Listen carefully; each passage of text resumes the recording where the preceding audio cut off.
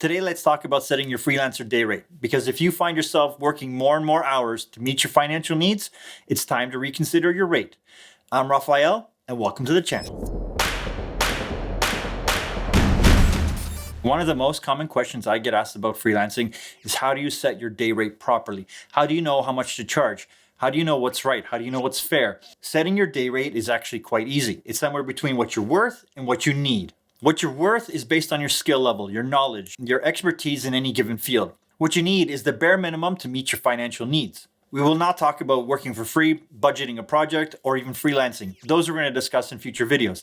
Today is strictly about charging appropriately for the work you do as a freelancer. If your experience and skill is high, you're in a great position to charge more for the work that you're doing. You are able to charge for what you're worth. Jump to this point in the video if you just want to learn how to set your day rate. A wrong approach is to take a salary you want and divide it by the amount of work days there are in any given year. For example, there's 5 days a week, 52 weeks a year, that works out to 260 working days, and take an estimated salary of $50,000, that works out to almost $200 a day as your day rate. The math sounds good, but the thinking behind it is all wrong. If you start charging $200 a day as a freelancer and you hope to make $50,000, you're going to find yourself in a lot of trouble at the end of the year financially. This is one of the biggest missteps that a lot of freelancers make. They assume that calculation will work out for them, but they don't take into account vacation days, sick days, any other time they will have in between projects. So the amount of actual billable days goes down from 260 to about 200 of actual billable days. So if you take a $200 day rate and multiply it by 200 actual billable days, you're only going to have $40,000. And that is before expenses and any taxes that you'll have to pay. And if we assume an average of 20% for taxes, that's $8,000. So now, the end of the year, you'll only have $32,000. Yes, there's over 100 weekend days that you can work, but I would recommend avoiding that. I want you to be happy. I want you to do more than just do work. That's why setting your freelancer rate is so important. It's estimated that over the next 10 years, about 50% of the workforce is going to be freelancers. And one of the most exciting aspects about freelancing is being the master of your own schedule. Clients don't care if you work night, day, half and half, as long as you get the work done. And getting the work done is one of the best ways to build trust with clients. 90% of freelancing is building trust with your clients, letting them know that you'll get the work done. As a freelancer, you're going to spend a lot of time maintaining and promoting your own business, sometimes up to 14 to 20 extra hours a week. So you'll be working more than the average worker, and you're not going to be able to bill for that time. But it's crucial to maintaining your business. Employees that work for companies, they get a salary for the entire year, but the company covers a lot of their business expenses. The office, the internet, the computers, the software, anything that's associated with that company's business. As a freelancer, those are all your expenses, plus many more, including rent, telephone, gear, computers, office equipment, software services, subscriptions, insurance, benefits, advertising and marketing, business license fees, legal and accounting fees, and depending on what you can do, many more. These are the essential parts of being a freelancer that are not billable to any client, but it's essential work that you need to do to maintain your own business. So the method I'm going to show you is going to help you establish exactly what your day rate needs to be to help you meet all your financial goals, plus some. One of the first things you should do is find a company that has a similar position that you're trying to freelance for and see what their salary is. This will give you at least a good idea if you're in the ballpark to charge appropriately. But if you're fresh out of school or your experience is low in any given field, be realistic on what you can actually charge. Okay, let's jump into the computer and figure out your day rate. I created this document to help me determine my day rate. One of the first things you'll need to do is go in line by line and get every single month's expense plotted down. If you have rent, say it's $1,200 a month, your car is $300 payment, you go line by line adding every expense you have for every month. And definitely make sure you cover every single online service that you use. If you're using the Adobe suite, if you have any subscriptions, if you have Netflix, Disney Plus, Squarespace, or any of those online services, make sure you plot that money in here. You want to add in an estimated automatic savings that you want to put in, and miscellaneous is any unforeseen expenditures that you need to do every single month. And make sure you go through and add any line items that you want to add. Cover every single dollar where it's going. This will give you a good estimate on how much your monthly expenses are. So once that is done, you go into your loans and credit cards and figure out how much you owe for every single credit card and loan that you have. If you know the annual interest rate, that's fantastic. Plot it in here and it'll give you how much you have to pay in interest every single month outside of the regular payments. And go through line by line, just like the other section. If you have a student loan, if you have any car loans, if you have any leases on equipment, all this is here. And this gives you a rough tally of what your interest will be per month. So when you go back to your expenses, I've already put in a line item for interest payments.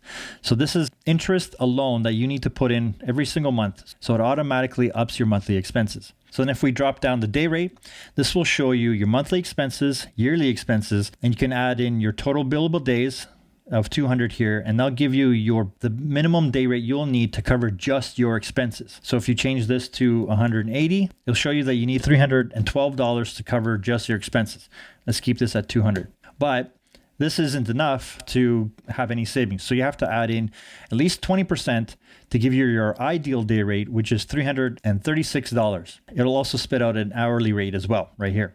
So if you're able to work 200 days at $336 per day, your salary before taxes will be $67,244. But knowing that we have to pay the taxman every year, you have to assume at least 20%. But if you know your tax rate where you're living, then you know out of the $67,000, you need to pay almost $13,500 in just personal taxes. So after taxes, you have $53,000. So after your expenses and your taxes, you'll have $9,000 of saved money. And this is on top of the automatic savings that you've put in for the year, which will be $2,400. This will give you a good ideal baseline to make sure you cover all your expenses and all your needs throughout the year. At any point, you can adjust this to get a higher rate. If you wanted to up it by 50% as your ideal rate, you can do that. So depending on your skill level and your expertise, you'll be able to charge more per day. If you scale this back to 180 days and you still charge appropriately, you know that you're covering all your expenses. 20% is just enough to cover this. So I would have this at 25 or 30% just as a starting point. But you can always up this to whatever you want to cover the needs based on your expertise. So as a top level view, based on the expenses that this person has, the ideal day rate would be almost $400 per day. The ideal salary will be about $70,000. This is a quick way to know if all your financial needs are being met. Now, all of this assumes that this is one person. So if you wanted to, you could divvy this up based on how many people you have in your family that are contributing to the expenses. So you can split this up. So this is the portion that you're contributing to every single month. And because I like to keep myself organized, I like to have all my clients, the income, the invoice income, and projected if I'm working on a project.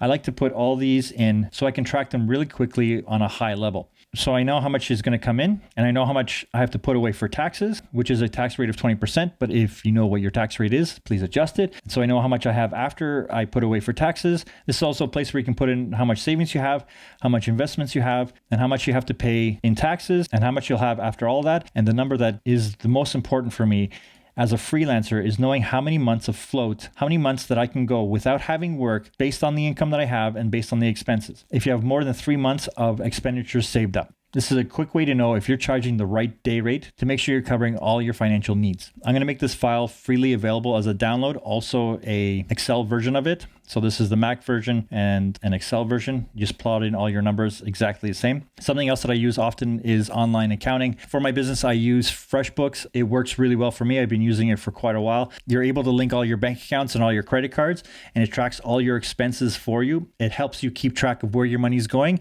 and how much money you're bringing in. It helps to organize all the taxes that you need to pay. If you need to pay any sales tax on top of the personal tax that you're doing, it's all there. It works really well to keep yourself organized, able to send invoices. It's able to track when your clients pay, and it sends them reminders automatically. It's a really great tool. If you haven't started using something like this, make sure you go out and find one that works for you. FreshBooks is something that I use personally. There are many others. Find the right one for you. If you'd like me to do a review on FreshBooks and how it works for me, I can do that. Leave a comment down below. But a simple form like this will help you determine if you're charging enough as the day rate to make sure you're covering all your expenses. This was a long one, but I hope you have a clear idea on how to set your day rate. So here's the takeaway. I can guarantee you right now, most freelancers are not charging enough money. Let the client say no to you first. Don't offer them a cheaper rate just because you feel like you need to. And you'll quickly find out if you're charging too much based on your skill level or not. Don't underprice your freelancer rate, as it's more than just the work you're doing. You can always bring your price down to get the job. You can't bring it up to cover your expenses. You are providing your own gear, supplies, resources, your own training, software updates, and the place you're working from. Even with all that, you as a freelancer are probably still less than an employee is for that company. Know that this document is just to help you establish an estimate. You can always choose to work more or charge more. It is completely up to you. You are the master of your own schedule. You know how much you want to work and for how much. If you don't ask for your rate, no one's going to offer it to you. It really comes down to your experience. If you're charging too much for your experience, clients will go and find someone that has more experience to pay that higher rate. So you better be worth it if you're charging the higher end of the scale. Yes, there's a time and place to work for experience, but there's also equally a time and place to charge appropriately for your work. That's it. I hope this video helps you determine your day rate and charge for what you're worth and get more than you need. Share your thoughts in the comments on how you set your day rate. Have you run into any obstacles when clients ask for your day rate? Subscribe for more videos like this. In the future, I'll be talking about budgeting projects and when or if you should work for free. Thanks for watching. I'm Raphael. Give me a big thumbs up and fix it in camera and finesse it in post. Bye for now.